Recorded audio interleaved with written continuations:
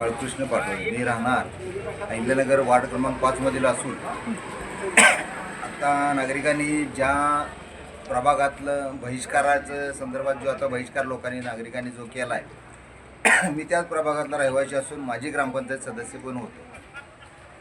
माझ्या काळात काही विकास कामं झालेली असतील, विकास कामं झालेत, आत्ताही कामं चालू आहेत. माझं लोकांना विनंती आहे की मतदानाला त्यांनी बाहेर पडावं, आपला मतदानाचा हक्क बजावावा.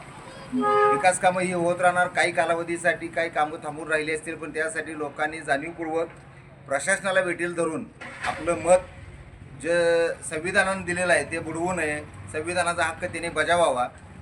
जी काही कामं झाली ती चालू आहेत कामं, ती कामं होत राहतील, अजूनही होणार कामं. अजूनही त्या वार्डात आता जवळजवळ 25-30 लाखाचा फंड मंजूर आहे, त्याची वर्क ऑर्डर निघालेली आहेत, ती कामं चालू करायची आहेत. विनाकारण नागरिकांनी प्रशासनाला किंवा ह्याला त्यांना वेटीस धरून एक दबाव तंत्र वापरून किंवा काही हे करून कामं होणार नाही आहेत. कामं जे होणार आहेत, प्रशासनाचा निधी उपलब्ध झाल्यानंतर हे कामं होत असतात. लोकांनी पण समजून घ्यायला पाहिजे. एवढ्या कालावधीत आजपर्यंत कामं झाली आहेत, जर कामं मुळातच काही झाली नसती तर तिथं प्रशासनाला तिथं तुम्ही राहिलाच कसं? मी एवढ्या सुविधा आत्तापर्यंत पोहोचवल्यातच ना.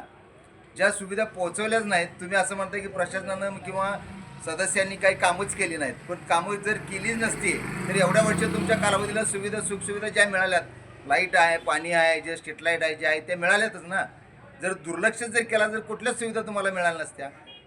तरी प्रशासनाचं आमच्या नागरिकांना माझी विनंती आहे की आपण मतदान करावं, मतदानाचा हक्क बजावावा, राष्ट्रीय कार्य जे आहे ते राष्ट्रीय कार्य चांगल्या प्रकारे पार पाडावं, एवढीच माझी तिथलं मतदार भगिनींना बंधूंना विनंती आहे. आपलं मतदान त्यांनी जरूर करावं.